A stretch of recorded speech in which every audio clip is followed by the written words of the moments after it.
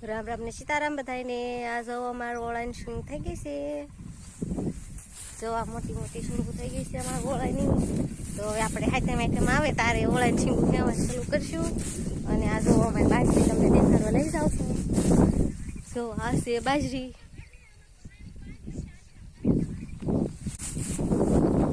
આપણે ઓળાની શીંગ તો થઈ ગઈ છે ખવાય એવી, એટલે હાથેમાં ઓળા શીંગું કાઢવાની છે આપણે।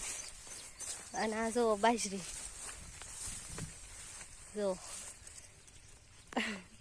હેન માર કરતા મોટી મોટી બાજરી। તો એ ત્યાં આપણે બહુ મહિનો ઉભી રહે છે। એમાં જો આ શું કહેવાય આ ફૂદીને એવું આવવા માંડ્યું છે ડુંડામાં આપણે। તો બાજરી કેવડી મોટી મોટી થઈ ગઈ છે, મસ્ત મજાની।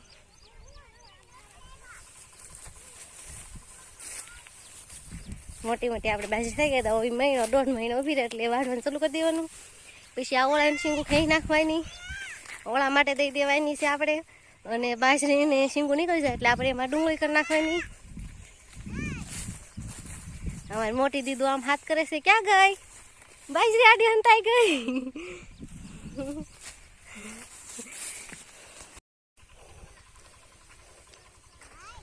જો આપણે આ ઓળાની શીંગું છે, અહીંથી ત્યાં બધી ઓળાની શીંગું છે આપણે।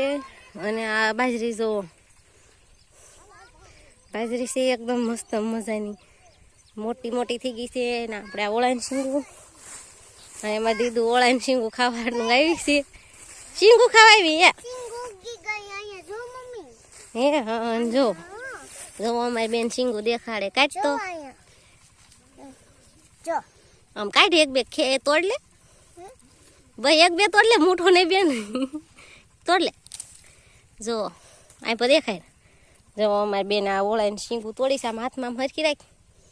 જો બહુ બેન, જો અમારી બેને મુઠ્ઠી ભરી લીધી છે, ભાગ્યા ઓળાની શીંગું લઈને કાઢી દો। તો એમ પાણી પીવા આવી છે। જો આપણી બાજરી, આ બધી બાજરી છે। બાજરી કેવડી મોટી મોટી બધી એક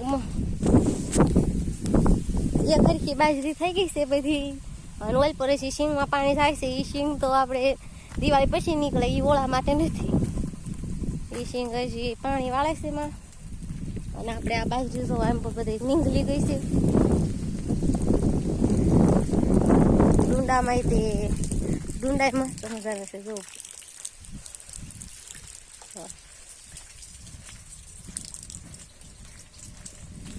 એ અડધી બાજરી નીકળી ગઈ, એમ પર નીકળવા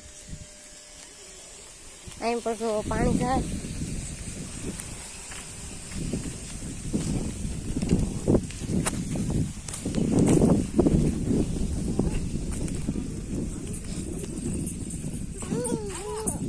હા જો આ શીંગું